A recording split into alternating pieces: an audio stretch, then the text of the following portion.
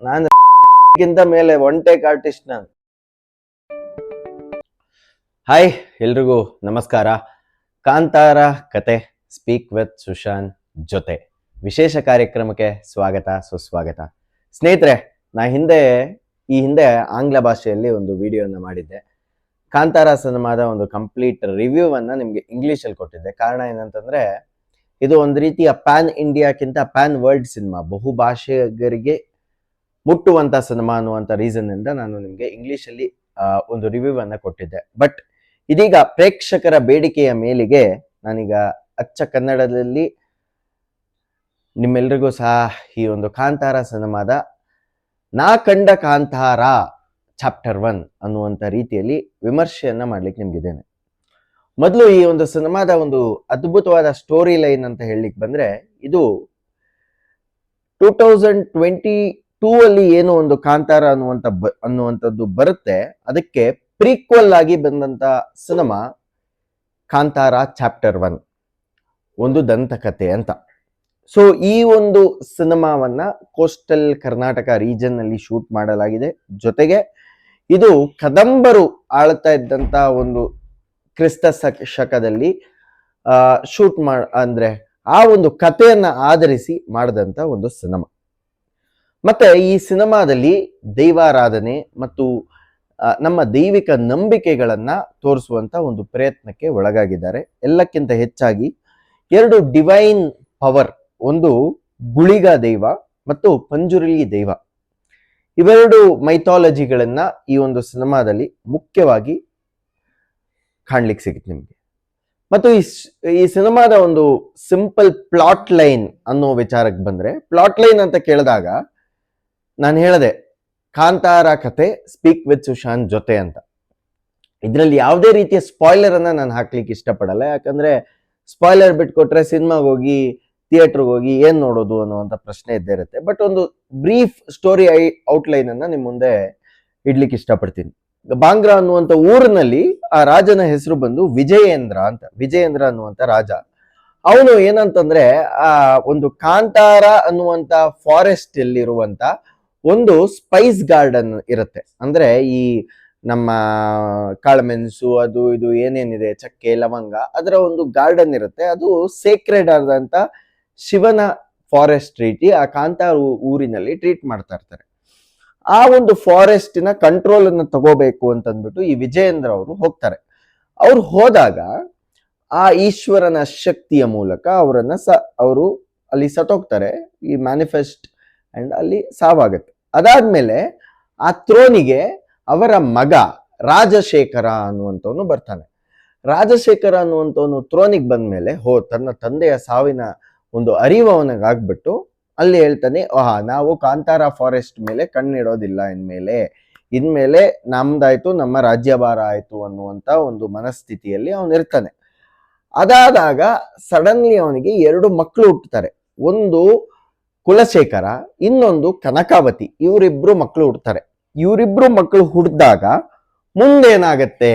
ಅಪ್ಪನ ಮಾತನ್ನ ಕೇಳಿ ಅವ್ರಿರ್ತಾರ ಅಥವಾ ಅಪ್ಪನ ಮಾತನ್ನ ಮೀರಿ ಕಾಂತಾರ ಅನ್ನುವಂತ ಕಾಡಿಗೆ ಎಂಟ್ರಿ ಆಗ್ತಾರ ಅನ್ನುವಂಥದ್ದನ್ನ ನೀವು ಚಿತ್ರಮಂದಿರಕ್ಕೆ ಹೋಗಿ ನೋಡ್ಬೇಕು.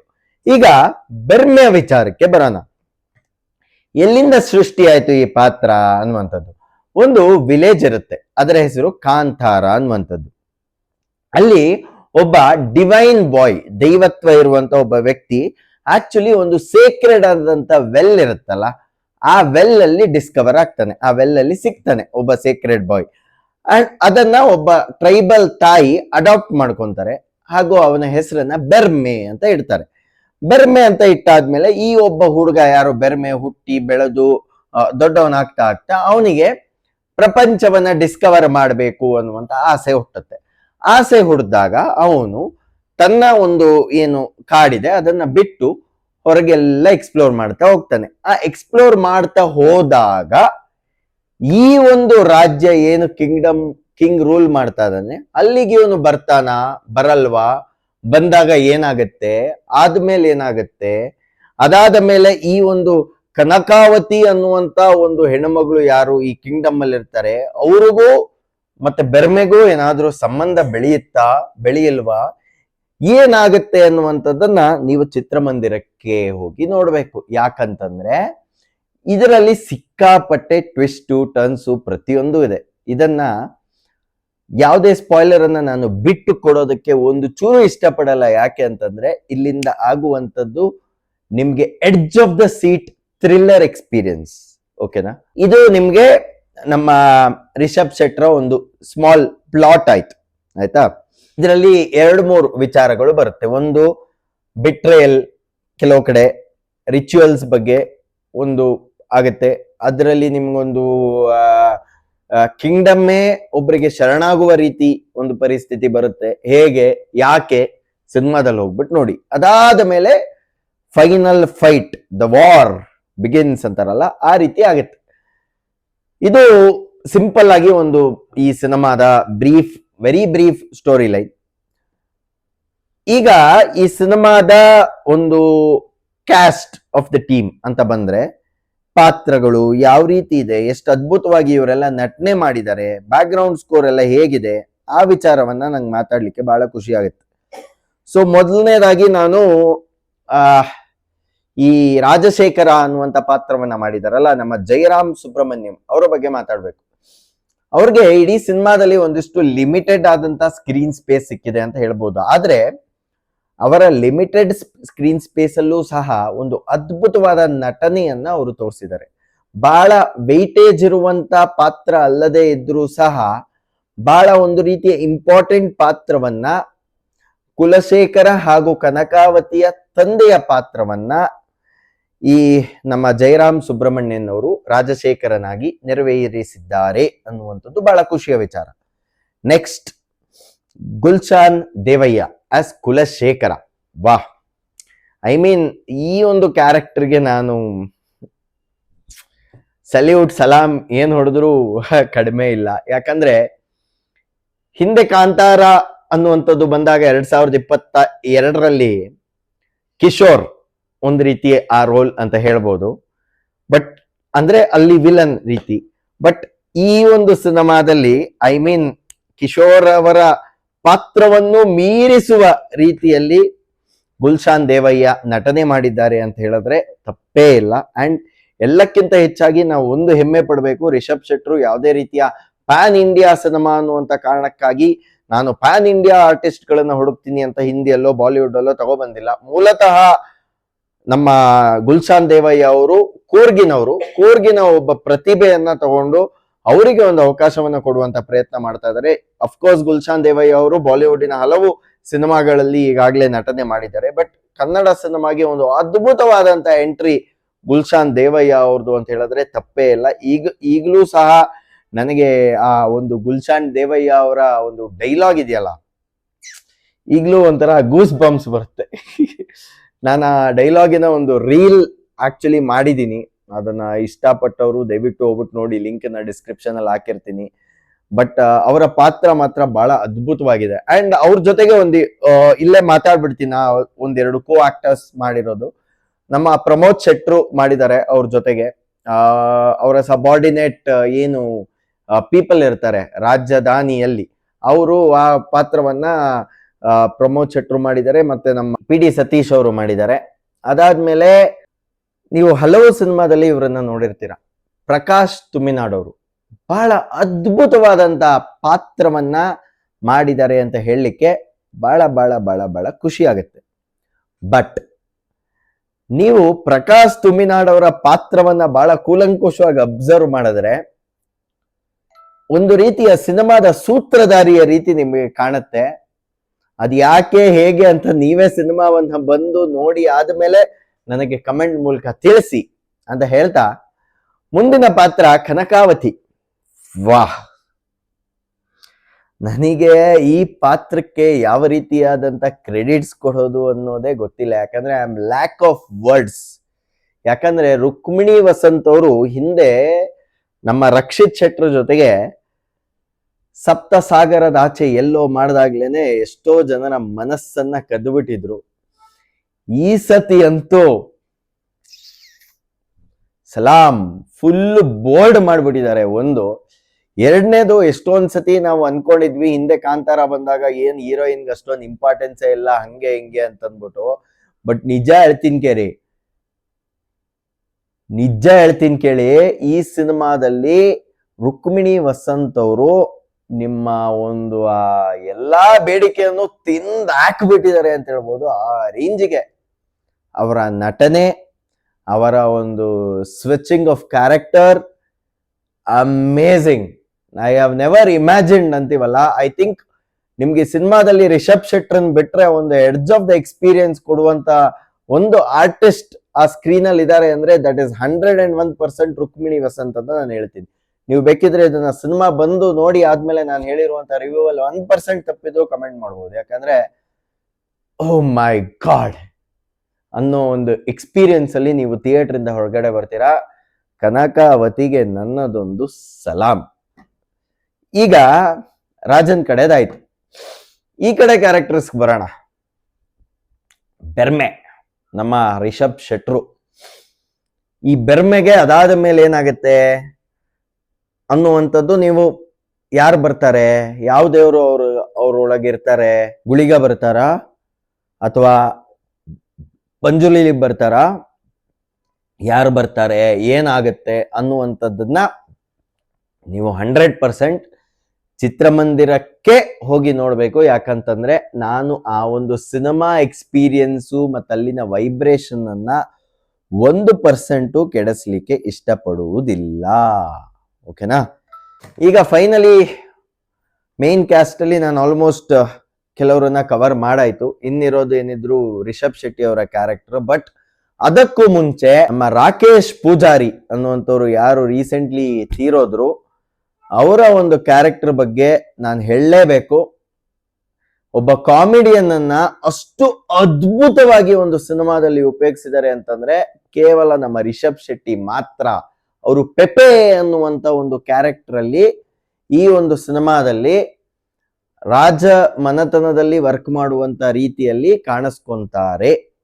ಅವರ ಪಾತ್ರ ಏನು, ಪಾತ್ರದ ಕಂಪ್ಲೀಟ್ ಡಿಸ್ಕ್ರಿಪ್ಷನ್ ಏನು ಅನ್ನುವಂಥದ್ದನ್ನ ನೀವು ದಯವಿಟ್ಟು ಚಿತ್ರಮಂದಿರದಲ್ಲೇ ಹೋಗಿ ನೋಡಿ. ಯಾರ್ಯಾರು ರಾಕೇಶ್ ಪೂಜಾರಿಯನ್ನ ಕಾಮಿಡಿ ಕಿಲಾಡಿಗಳಿಂದ ಬೇರೆ ಬೇರೆ ಕಡೆ ನೋಡ್ಕೊಂಡ್ ಬಂದಿದ್ದೀರಾ, ನಿಮಗೆ ಅವರ ಮೇಲೆ ಒಂದು ಅಭಿಮಾನ ಅತಿ ಹೆಚ್ಚಾಗುತ್ತೆ ಈ ಸಿನಿಮಾವನ್ನ ನೋಡಿದ್ರೆ ಹಾಗೂ ಅವರ ಪಾತ್ರವನ್ನ ನೋಡಿದ್ರೆ ಅನ್ನುವಂತ ಒಂದು ಪ್ರಾಮಿಸ್ ಅನ್ನ ನಾನು ಈ ರಿವ್ಯೂ ವಿಡಿಯೋ ಮೂಲಕ ಮಾಡ್ಲಿಕ್ಕಂತೂ ಇಚ್ಛೆ ಪಡ್ತೀನಿ.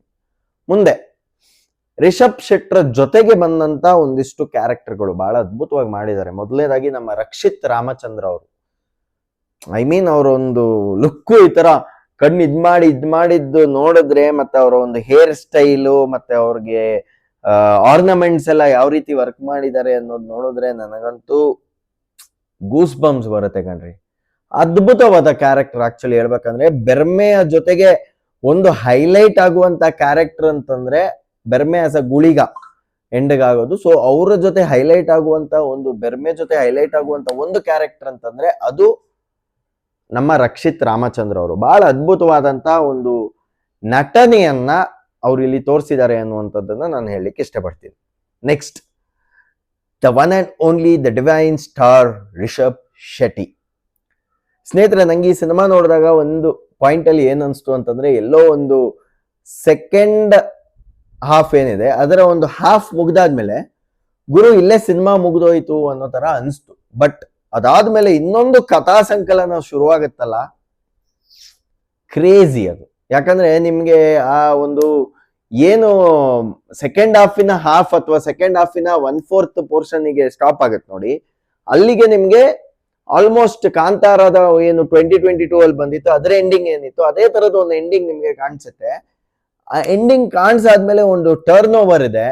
Wow, it is a war between the evil and the spirit of god ಅಂತಾರಲ್ಲ, ಆ ತರ ಆ ಒಂದು ವಾರ್ ಅನ್ನ ನೀವು ರಿಯಲ್ ಆಗಿ ಎಕ್ಸ್ಪೀರಿಯನ್ಸ್ ಮಾಡ್ಬೋದು. ಕೆಲವ್ರಿಗೆ ಫಸ್ಟ್ ಹಾಫ್ ಸ್ಲೋ ಅನ್ಸುತ್ತೆ, ಕೆಲವ್ರಿಗೆ ಸೆಕೆಂಡ್ ಹಾಫ್ ಸ್ಲೋ ಅನ್ಸುತ್ತೆ. ನಾನು ಹೇಳ್ತೀನಿ ಕೇಳಿ, ನಂಗೆ ಎಲ್ಲೂ ಸ್ಲೋ ಅನ್ಸೇ ಇಲ್ಲ. ಯಾಕೆ ಅಂತಂದ್ರೆ ನಾನ್ ಲಿಟ್ರಲಿ ಸಿನಿಮಾದಲ್ಲಿ ಕಳೆದೋಗ್ಬಿಟ್ಟಿದ್ದೆ. ಇವತ್ತು ನಾನು ಈ ಸಿನಿಮಾ ಬಗ್ಗೆ ಅಷ್ಟು ನಿಮ್ಗೆ ಡಿಸ್ಕ್ರಿಪ್ಷನ್ ಒಂದು ರೇಂಜ್ ಕೊಡ್ತಾ ಇದ್ದೀನಿ ಅಂತಂದ್ರೆ ಅದಕ್ಕೆ ಕಾರಣ I felt I am inside the cinema. ನಾನೇ ಸಿನಿಮಾದ ಒಳಗಿದ್ದೀನಿ ಅನ್ನೋ ಒಂದು ಎಕ್ಸ್ಪೀರಿಯನ್ಸ್ ಅನ್ನ ಕಾಂತಾರ ಚಾಪ್ಟರ್ 1 ಕೊಟ್ಟಿದೆ ಅನ್ನೋದ್ರಲ್ಲಿ ಎರಡು ಮಾತಿಲ್ಲ. ಅಂಡ್ ಈಗ ರಿಷಬ್ ಶೆಟ್ಟರ್ ಒಂದು ಪಾತ್ರಕ್ಕೆ ಬಂದ್ರೆ ಬಾಸ್ ಏನ್ ಬಾಸ್ ಗುರುವೇಶ್ ಏನು ಹೇಳೋದಂತ ನಂಗೆ ಗೊತ್ತಿಲ್ಲ. ಯಾಕಂದ್ರೆ ಆ ವ್ಯಕ್ತಿ ಒಂದು ಹ್ಯಾಟ್ ಅನ್ನ ತಲೆ ಮೇಲೆ ಹೊತ್ತಿದ್ರೆ ಈಗಿನ ಕಾಲದಲ್ಲಿ ಒಂದ್ ಹ್ಯಾಟ್ ಹೊರೋದೇ ಕಷ್ಟ, ಆಕ್ಟರ್ ಆಗಿ ಕೆಲಸ ಮಾಡಿ ಹೋಗೋದೇ ಕಷ್ಟ ಅಂತಾರೆ. ಬಟ್ ಒಬ್ಬ ವ್ಯಕ್ತಿ ಆಕ್ಟ್ರು ಅವರೇ, ಡೈರೆಕ್ಟ್ರು ಅವರೇ, ರೈಟ್ರು ಅವರೇ, ಅಂದ್ರೆ ಈ RRRಗಳು ಹೆಂಗಿದ್ದಾರೆ ಅದೇ ತರ ಇವರು ಟ್ರಿಪಲ್ ಡ್ಯೂಟಿ, 3 ಡ್ಯೂಟಿನೂ ಒಬ್ರೇ ಮಾಡ್ತವ್ರೆ. ಅದಕ್ಕೊಂದು ದೊಡ್ಡ ಸಲಾಂ. And really amazing fights. ನಾನು ಟೆಕ್ನಿಕಲ್ ಟೀಮ್ ನೆಕ್ಸ್ಟ್ ಬರ್ತೀನಿ, ಬಟ್ ಅಮೇಝಿಂಗ್ ಆದಂತ ಫೈಟ್ಸ್ ಆಗಿರ್ಬೋದು, ಫೈಟ್ ಸೀಕ್ವೆನ್ಸಸ್ ಆಗಿರ್ಬೋದು, ನಿಮ್ಮ ನಟನೆ ಆಗಿರ್ಬೋದು, ಐ ಮೀನ್ ಕೆಲವು ಮೊಮೆಂಟ್ಸ್ ಅಲ್ಲಂತೂ ನಂಗಂತೂ ಮೈ ಎಲ್ಲ ಜುಮ್ ಅನ್ನತ್ತಂತಲ್ಲ, ಆ ತರದ್ದೊಂದು ಫೀಲಿಂಗ್ ಬಂದಂತ ಒಂದು ಸಿನಿಮಾ ಕಾಂತಾರ ಚಾಪ್ಟರ್ 1. ನಾನು ಲಾಸ್ಟ್ ಇಯರು ನೋಡಿದಾಗ ಎಂಡ್ ಮೂಮೆಂಟ್ ನನಗೆ ಫುಲ್ ಬಾಡಿ ಎಲ್ಲ ಗೂಸ್ ಬಂಪ್ಸ್ ಬರೋ ರೇಂಜ್ ಆಯ್ತು. ಬಟ್ ಈ ಸತಿ ಎಂಡ್ ಮೂಮೆಂಟ್ ಅಲ್ಲ, ಮಿಡ್ ಮೂಮೆಂಟ್ಸ್ ಅಲ್ಲೇ ಆ ಒಂದು ಗೂಸ್ ಬಂಪ್ಸ್ ಫೀಲಿಂಗ್ ಅನ್ನ ಕೊಟ್ರಿ. ಯಾಕಂದ್ರೆ ಆ ಒಂದು ಆಚಾರ ವಿಚಾರ ನಮ್ದು, ಮತ್ತೆ ನಿಮ್ಮ ಒಂದು ಆಕ್ಷನ್ ಮಾಡಿರುವಂತದ್ದು, ಐ ಥಿಂಕ್ ಯಾರಿಗೂ ಅದನ್ನ ಪ್ರೆಸೆಂಟ್ ಮಾಡೋದಕ್ಕೆ ಆಗೋದಿಲ್ಲ. ಆಗಿ ಪ್ರೆಸೆಂಟ್ ಮಾಡ್ಬೇಕಂದ್ರೆ ಪ್ರಾಬಬ್ಲಿ ನಿಜವಾದ ದೈವ ನರ್ತಕರಿಗೂ ನಿಮ್ಮ ಲೆವೆಲ್ಗೆ ಆ ಒಂದು ಆಕ್ಷನ್ ಅನ್ನ, ಒಂದು ವಿಚಾರವಂತಿಕೆಯನ್ನ, ಒಂದು ಆಕ್ಟಿಂಗ್ ಅನ್ನ ಸ್ಕ್ರೀನ್ ಮೇಲೆ ತರೋದಕ್ಕೆ ಇಂಪಾಸಿಬಲ್. ಐ ಥಿಂಕ್ ಅಷ್ಟು ಅದ್ಭುತವಾಗಿ ಮಾಡಿದೀರಾ. ಅದಕ್ಕೆ my highest gratitude and highest credits for that Berme ಪಾತ್ರ ನೀವೇನು ಪ್ಲೇ ಮಾಡಿದೀರಾ. I have no words. ಈಗ let's come to the technical team. Very very very important. ನಿಮ್ಗೆಲ್ರಿಗೂ ಗೊತ್ತಿರುವಂತೆ ಇದನ್ನ ಪ್ರೊಡ್ಯೂಸ್ ಮಾಡಿರುವಂತಹದ್ದು ಹೊಂಬಾಳೆ ಅನ್ನುವಂತ ಒಂದು ಸಂಸ್ಥೆ. ಐ ಥಿಂಕ್ ಹೊಂಬಾಳೆ ಸಂಸ್ಥೆ ಹಿಂದೆ KGF ಮತ್ತೆ ಪುನೀತ್ ಅವರ ಒಂದಿಷ್ಟು ಮೂವೀಸ್ಗಳು ಹಲವು ಪ್ರೊಡ್ಯೂಸ್ ಮಾಡಿತ್ತು. ಇದೀಗ ಕಾಂತಾರ ಅನ್ನುವಂತ ಒಂದು ಅದ್ಭುತವಾದಂತಹ ಒಂದು ಸಿನಿಮಾವನ್ನ ಪ್ರೊಡ್ಯೂಸ್ ಮಾಡಿದೆ. ಅಂಡ್ ಅದಕ್ಕೆ ಮುಖ್ಯವಾಗಿ ಹೂಡಿಕೆಯನ್ನ ಹಾಕಿದವರು ವಿಜಯ್ ಕೆರ್ಗುಂದೂರವರು, ಚಲುವೇಗೌಡರು, ಜೊತೆಗೆ ನಮ್ಮ ಅಶ್ವಥ್ ನಾರಾಯಣನನ್ನು ಸ್ವಲ್ಪ ಹಾಕಿದ್ದಾರೆ. ಸೊ ಇವರ ಒಂದು ನೇತೃತ್ವದಲ್ಲಿ ಬಂದಂತ ಒಂದು ಅದ್ಭುತವಾದಂತ ಸಿನಿಮಾ ಈ ಕಾಂತಾರ ಚಾಪ್ಟರ್ 1. ಮೊದಲನೇದಾಗಿ ಅವ್ರಿಗೆ ಒಂದು huge credits for backing Rishab Shetty. Actually ಅವ್ರ ವೈಫ್ ಹೇಳ್ದಂತೆ ಒಂದು ಚಿಕ್ಕ ಸ್ಟೋರಿ ಲೈನ್ ಅಲ್ಲಿ 2020ರಲ್ಲಿ ಒಂದು ಸ್ಟೋರಿ ಲೈನ್ ಹೇಳಿದ್ದನ್ನ ವಿಜಯ್ ಕಿರ್ಗುಂದೂರವರು ಕರೆದು ಅದಕ್ಕೆ ಒಂದು ಸಿನಿಮಾ ಮಾಡ್ತೀನಿ ಅಂತಂದು ಒಂದು 7-8 ಕೋಟಿಯಲ್ಲಿ ಆಗ್ಬೇಕಿದ್ದಂತ ಸಿನಿಮಾ 16 ಕೋಟಿವರೆಗೂ ಹೋಯ್ತು. 16 ಕೋಟಿಯಲ್ಲಿ ಸಿನಿಮಾ ಮಾಡಿದ್ರು. ಏಕಾಏಕಿ ಅದು 335 ಕೋಟಿಗೂ ಹೆಚ್ಚು ದುಡ್ಡನ್ನ ವಾಪಸ್ ಬಾಚಿತು. ಅದಾದ ಮೇಲೆ ಇದೀಗ ಆ ಒಂದು ನಂಬಿಕೆ ಮೇಲೆ ಯಾರು 16 ಕೋಟಿ ಹಾಕಿದ್ರು ಅದೇ ವ್ಯಕ್ತಿ 125ರಿಂದ 130 ಕೋಟಿಯನ್ನ ಹಾಕ್ಬಿಟ್ಟು ಮತ್ತೆ ಕಾಂತಾರ ಚಾಪ್ಟರ್ 1 ಅನ್ನ ಮಾಡ್ತಾರೆ. ಈಗ ಸರಾಸರಿ ಒಂದು 500 ಕೋಟಿಯಷ್ಟು ಕಲೆಕ್ಷನ್ ಈಗಾಗಲೇ ಆಗಿದೆ ಒಂದು ವಾರದಲ್ಲಿ. ಅದು ಬಹಳ ಖುಷಿ ವಿಚಾರ. ಅಂಡ್ ಮುಂದಿನ ದಿನಗಳಲ್ಲಿ ಐ ಆಮ್ ಶೋರ್ ಇದು 1,500 ಕೋಟಿಯನ್ನ ದಾಟುತ್ತೆ ಅನ್ನುವಂತ ಒಂದು ನಂಬಿಕೆ ನನಗಿದೆ. Next Pragathi Rishab Shetty, costume designer of the cinema. ಇವ್ರ ಬಗ್ಗೆ ನಾವು ಎಷ್ಟು ಮಾತಾಡಿದ್ರು ಕಡಿಮೆನೆ ಕಟ್ರಿ. ಯಾಕಂದ್ರೆ behind every successful man there is a women ಅಂತ ಒಂದು ಇಂಗ್ಲಿಷ್ ಅಲ್ಲಿ ಒಂದು ಪ್ರಾವರ್ಬ್ ಇದೆ. I think probably behind the success of Rishab Shetty there is 100% female force, a ಸ್ತ್ರೀ ಶಕ್ತಿ called Pragathi Rishab Shetty with no doubt. ಯಾಕಂತಂದ್ರೆ ಪ್ರಾಬಬ್ಲಿ ಅವರ ಮಕ್ಕಳು ಸಹ ಈಗಷ್ಟೇ ಎಜುಕೇಶನ್ ಶುರು ಮಾಡ್ತಿದ್ರೆ. ಮಕ್ಕಳನ್ನ ನೋಡ್ಕೊಂಡು ಈ ಕಡೆಯಿಂದ ಸಿನಿಮಾದ ಕಾಸ್ಟ್ಯೂಮ್ ಡಿಸೈನರ್ ಆಗಿ ಕೆಲಸವನ್ನ ಮಾಡಿ ರಿಷಬ್ ಶೆಟ್ಟಿಗನ್ನ ಬ್ಯಾಕ್ ಮಾಡುವಂಥದ್ದು. I think it's a really tough job. Coming to the work, ಅವ್ರು ಏನು ಸಿನಿಮಾದಲ್ಲಿ ಮಾಡಿದ್ದಾರೆ ಅದಕ್ಕೆ ನನಗೆ ಐ ಡೋಂಟ್ ಹ್ಯಾವ್ ವರ್ಡ್ಸ್. ಯಾಕಂದ್ರೆ ಇವತ್ತು ಯಾರಿಗಾದ್ರೂ ರುಕ್ಮಿಣಿ ವಸಂತ್ ಮೇಲೆ ಏನಂತಾರೆ ಭಾರತದ next crush of Indian cinema ಅನ್ನೋದು ರುಕ್ಮಿಣಿ ವಸಂತ್ ಒಂದು ಹೆಸರು ಬಂದಿದೆ ಅಂತಂದ್ರೆ ಅದಕ್ಕೆ ಕಾರಣ 101% it is Pragathi Rishab Shetty for beautifying her to that level. And ಆ ಒಂದು ರಾಣಿಗೆ ಬೇಕಾದಂತ ಎಲ್ಲಾ ಔಟ್ಲುಕ್ ಅನ್ನ ಅವರಿಗೆ ಕೊಡ್ಲಿಕ್ಕೆ ಒಂದು ಮೂಲ ಕಾರಣನೇ 100% ಪ್ರಗತಿ ಶೆಟ್ಟಿ. ಅವರ ಕಾಸ್ಟ್ಯೂಮ್ ಡಿಸೈನಿಗೆ ನನ್ನದೊಂದು ಸಲಾಂ. And no doubt even Gulshan Devaiah ಬಹಳ ಅದ್ಭುತವಾದಂತಹ ಒಂದು ಕಾಸ್ಟ್ಯೂಮ್ಸ್ ಅನ್ನ ಅವರಿಗೆ ಡಿಸೈನ್ ಮಾಡಿದ್ದಾರೆ. And coming to the Kantara village ಮತ್ತೆ ಅಲ್ಲಿನ ಟ್ರೈಬ್ಸ್ ಗೆ ಬೇಕಾದಂತ ಒಂದು ಔಟ್ಫಿಟ್ ಆಗಿರ್ಬೋದು, ಮತ್ತೆ ರಿಷಬ್ ಶೆಟ್ಟಿ ಅವರ ಒಂದು ಔಟ್ಫಿಟ್ ಆಗಿರ್ಬೋದು, ಅದನ್ನೆಲ್ಲ ಸಂಪೂರ್ಣವಾಗಿ ಡಿಸೈನ್ ಮಾಡಿದಂಥದ್ದು ಪ್ರಗತಿ ಶೆಟ್ಟಿ ಅವರು. ಅವರಿಗೆ ಐ ಡೋಂಟ್ ನೋ, ಪ್ರಾಬಬ್ಲಿ ಇವರು ಒಂದು ಟೈಮಲ್ಲಿ IT ಕಂಪ್ನಿಯಲ್ಲಿ ಕೆಲಸ ಮಾಡ್ತಿದ್ರು. IT ಕಂಪ್ನಿಯಲ್ಲಿ ಕೆಲಸ ಮಾಡ್ತಿದ್ದವರು ಇವರು ಒಬ್ಬ ಫಿಲಂ ಡೈರೆಕ್ಟರ್ನ ಪ್ಲಸ್ ಆಕ್ಟರ್ ಆದಂಥವ್ರನ್ನ ಈವನ್ ಬಿಫೋರ್ ಕಾಂತಾರ ಮದ್ವೆ ಆಗ್ತಾರೆ. ಅದಾದ್ಮೇಲೆ ಪ್ರಾಬಬ್ಲಿ ಇವ್ರನ್ನ ಮದ್ವೆ ಆಗಿರ್ಲಿಲ್ಲ ಅಂತಂದ್ರೆ ಇವತ್ತಿಗೆ ಇವರಲ್ಲಿರುವಂತಹ ಒಂದು ಕ್ರಿಯೇಟಿವಿಟಿ, ಆ ಒಂದು ಕಾಸ್ಟ್ಯೂಮ್ ಡಿಸೈನಿಂಗ್ ಸೆನ್ಸು ಅಥವಾ ಆ ಒಂದು ಸ್ಕಿಲ್ ಜನಕ್ಕೆ ತಲುಪ್ತಿತ್ತೋ ಇಲ್ವೋ. ಪ್ರಾಬಬ್ಲಿ ಆ ಒಂದು ವಿಚಾರಕ್ಕೆ ನಂಗೆ ಬಹಳ ಖುಷಿ ಇದೆ. ಎಲ್ಲಾನು ಕಾಲ ಕೂಡು ಬರ್ಬೇಕನ್ಸುತ್ತಲ್ಲ, ಪ್ಯಾಷನು ವರ್ಲ್ಡ್ ಇದಕ್ಕೆ ಗೊತ್ತಾಗಬೇಕು ಅಂತಂದ್ರೆ ಅದಾಗ್ಲೇಬೇಕನ್ಸುತ್ತೆ. ಆ ಒಂದು ಕೆಲಸ ಇವತ್ತಾಗಿದೆ. Even coming from an IT field, ಇವತ್ತು ಪ್ರಗತಿ ಶೆಟ್ಟಿ ಅವರ ಕೆಲಸ ಎಲ್ಲಾ ಜನಕ್ಕೆ ಮುಟ್ಟಿದೆ. ಅಂಡ್ ಇವತ್ತು ಎಂತೆಂತ ದೊಡ್ಡ ದೊಡ್ಡ ಇಂಗ್ಲಿಷ್ NDTV ಈ ತರದ ಚಾನಲ್ಸ್ಗಳು ಇವರನ್ನ ಇಂಟರ್ವ್ಯೂ ಮಾಡ್ತಿದ್ದಾರೆ ಅಂತಂದ್ರೆ I think it's a great success and I am really hats off. ಬೇರೆ ಏನು ವರ್ಡ್ಸ್ ಇಲ್ಲ ನನಗೆ. ಅಂಡ್ ನೆಕ್ಸ್ಟ್ ಬಂದು ಸಿನಿಮಾಟೋಗ್ರಫಿ ಮಾಡಿದವರು ಅರವಿಂದ್ ಕಶ್ಯಪ್ ಅವರು. And as I said you, ನಮ್ಮ ರಿಷಬ್ ಶೆಟ್ರು ಹೇಳ್ತಾ ಇದ್ರು, ಈ ಒಂದು ಬಲಗೈ ಬಂಟ ರೇಂಜ್ಗೆ ಈ ಒಂದು ಅರವಿಂದ್ ಕಶ್ಯಪ್ ಅವರು ಕೆಲಸ ಮಾಡಿದ್ದಾರೆ. ಯಾಕಂದ್ರೆ ಪ್ರತಿಯೊಬ್ರು ಯಾವ ರೀತಿ ಪ್ರಗತಿ ಶೆಟ್ಟಿ ಅವರು ಇವರ ಕಾಸ್ಟ್ಯೂಮ್ ಡಿಸೈನರ್ ರೋಲ್ ಇದೆಯೋ, ಅದೇ ರೀತಿ ಅವ್ರು ಹೇಗೆ ಕಾಣಿಸ್ಬೇಕು ಅನ್ನುವಂಥದ್ದು ಒಬ್ಬ DOP ಒಂದು ಆದ್ಯ ಕರ್ತವ್ಯ. ಅದನ್ನ ಬಹಳ ಅದ್ಭುತವಾಗಿ ಅರವಿಂದ್ ಕಶ್ಯಪ್ ಅವರು ಮಾಡಿದ್ದಾರೆ ಅಂತ ಹೇಳೋದಕ್ಕೆ ಬಹಳ ನನಗೆ ಖುಷಿ ಆಗುತ್ತೆ. ನೆಕ್ಸ್ಟ್ ಅರ್ಜುನ್ ರಾಜ್, ಇವರು ಬಂದು ಆಕ್ಷನ್ ಡೈರೆಕ್ಟರ್. ಅಂಡ್ ಇವ್ರ ಜೊತೆಗೆ ಬಲ್ಗೇರಿಯಾದ ಒಬ್ರು ಜೂಜು ಅನ್ನುವಂಥವ್ರು ಸಹ ಕೆಲಸ ಮಾಡಿದ್ದಾರೆ. ಅವ್ರ ಜೊತೆಗೆ ನಾನು ಸಂದರ್ಶನವನ್ನ ಸಹ ಮಾಡಿದ್ದೀನಿ. ಬಹಳ ಅದ್ಭುತವಾದಂತ ಆಕ್ಷನ್ ಡೈರೆಕ್ಷನ್ ಅಂತ ಹೇಳ್ಬೋದು. ಬಹಳ ಅದ್ಭುತವಾದಂತ ಆಕ್ಷನ್ ಕೋರಿಯೋಗ್ರಫಿಯನ್ನ ಇವರು ಮಾಡಿದ್ದಾರೆ. ಕೆಲವು ಫೈಟ್ ಸೀಕ್ವೆನ್ಸಸ್ ಗಳನ್ನ ಬಹಳ ಅದ್ಭುತವಾಗಿ ಮಾಡಿದ್ದಾರೆ. ಅಂಡ್ ಅದಕ್ಕೆ ನನ್ನ ಹ್ಯೂಜ್ ಕ್ರೆಡಿಟ್ಸ್ ಇದೆ. Next music, wow. ಪ್ರಾಬಬ್ಲಿ ಕಾಂತಾರದ ಏನು ಹಿಂದಿನ ಪಾರ್ಟ್ ಬಂದಿತ್ತು, ಅದರಲ್ಲಿ ನಿಮ್ಗೆ ಸಿಂಗಾರ ಸಿರಿ ಅನ್ನುವಂತ ಒಂದು ಅದ್ಭುತ ಹಾಡನ್ನ ನಮ್ಮ ಪ್ರಮೋದ್ ಮರವಂತಿ ಅವರು ತಂದುಕೊಟ್ಟಿದ್ರು. ಆ ತರದ ಯಾವುದೇ ರೀತಿಯ ಒಂದು ಹಾಡಿಲ್ಲಿ ಅಷ್ಟು ನಿಮ್ಗೆ ಹಾಡಿಂದ ಸಿನಿಮಾಗೆ ಹೈಪ್ ಕೊಡುವ ರೀತಿ ಹಾಡು ಇಲ್ಲದೆ ಇರಬಹುದು. ಆದ್ರೆ ಐ ಮೀನ್ ತಕ್ಕ ಮಟ್ಟಿಗೆ ಸಿನಿಮಾಗೆ ಬೇಕಾದಂತ ಹಾಡುಗಳನ್ನೇ ಇವರು ಉಪಯೋಗಿಸಿದ್ದಾರೆ. ಒಂದು ರೆಬೆಲ್ ಅಂತ ಒಂದು ಸಾಂಗ್ ಇದೆ, ಮತ್ತೊಂದೆರಡು ಥೀಮ್ ಸಾಂಗ್ ಇದೆ. ಅಲ್ಲೆಲ್ಲ ಬಹಳ ಅದ್ಭುತವಾಗದಂತ ಒಂದು ಸಾಂಗ್ ಅನ್ನ ಅಜ್ನೀಶ್ ಲೋಕನಾಥ್ ಅವರು ಮಾಡಿದ್ದಾರೆ ಅನ್ನುವಂಥದ್ದು ಬಹಳ ಖುಷಿ ವಿಚಾರ. ಎಲ್ಲೂ ಸಹ ಸಾಂಗ್ ಬೇಕು ಅಂತ ತುರ್ಕೋ ಅಂತ ಪ್ರಯತ್ನ ಆಗಿಲ್ಲ. That is very important. And ಬಹಳ ಅದ್ಭುತವಾದಂತ ಸೌಂಡ್ ಎಫೆಕ್ಟ್ಸ್ ಗಳನ್ನ ಸಹ ನೀವು ಈ ಒಂದು ಸಿನಿಮಾದಲ್ಲಿ ನೋಡಬಹುದು. ಅಂಡ್ ಈ ಒಂದು ಸಿನಿಮಾ ಏನಿದೆ, ಇದರ ಕೋ ರೈಟರ್ಸ್ ಯಾರು?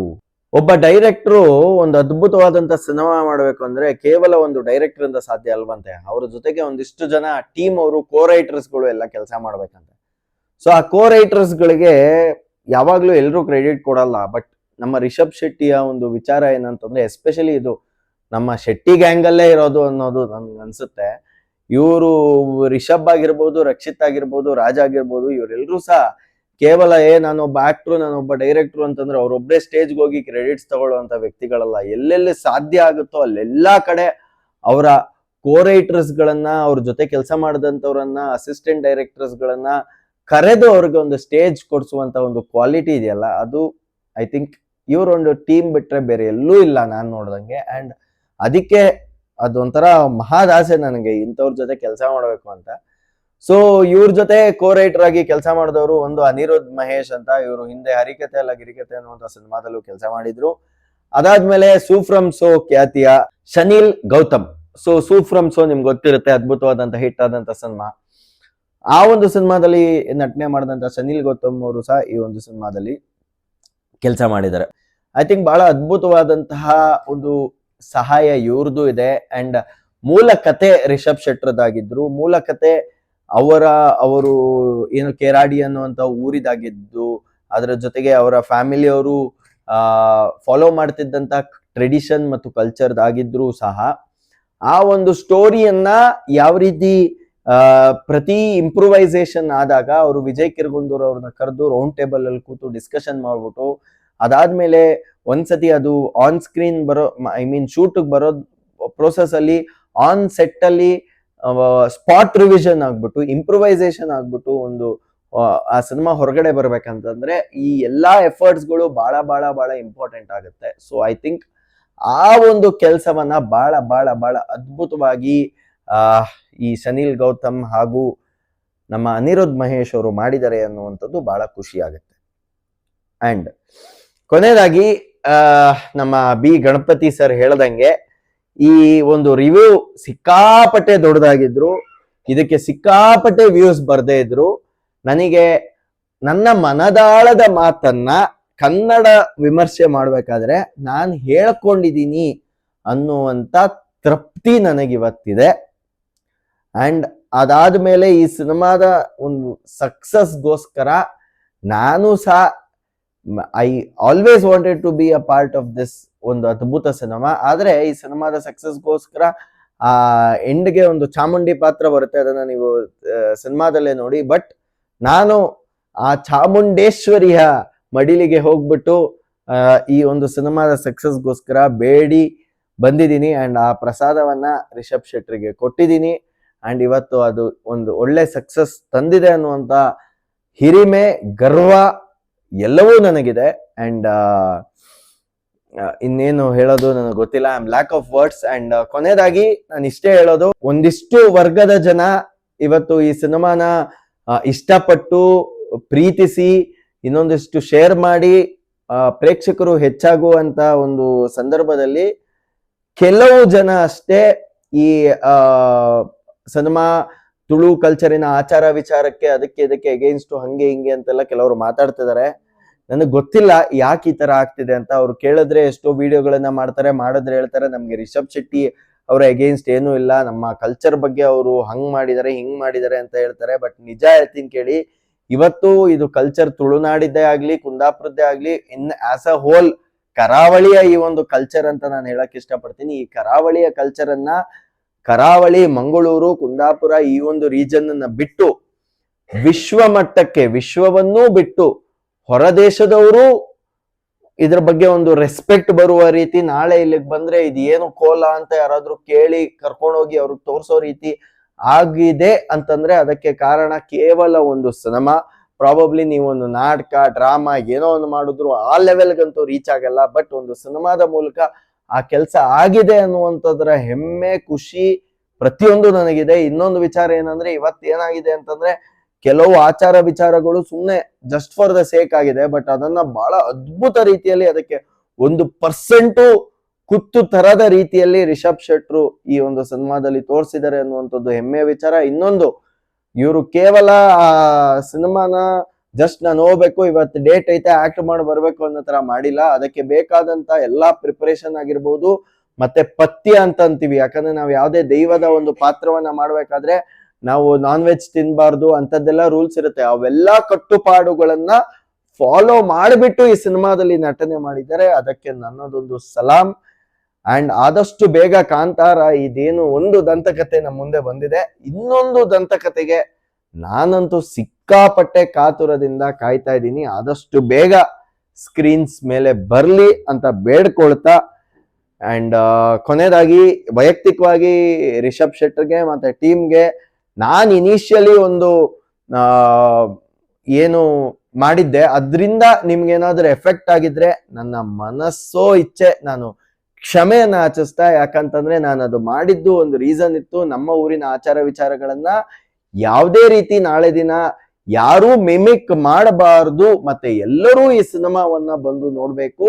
ಯಾವುದೇ ರೀತಿಯ ಜಾತಿ ಭೇದ ಅಥವಾ ರಿಲಿಜಿಯಸ್ ಭೇದ ಇಲ್ಲದೆ ಪ್ರತಿಯೊಬ್ರು ಬಂದು ನೋಡ್ಬೇಕು ಅನ್ನುವಂತ ಒಂದು ರೀಸನ್ ಇಂದ ನಾನು ಒಂದು ಆ ವಿಡಿಯೋನ ಮಾಡಿ ಹಾಕಿದ್ದೆ. ಬಟ್ ಕಾರಣಾಂತರಗಳಿಂದ ಅದು ನೆಗೇಷನ್ ತಗೊಂತು. ಅದಾದ್ಮೇಲೆ ಈಗ ಮತ್ತೆ ಪಾಸಿಟಿವ್ ಆಗಿ ಒಂದಿಷ್ಟು ಜನಕ್ಕೆ ರೀಚ್ ಆಗಿದೆ.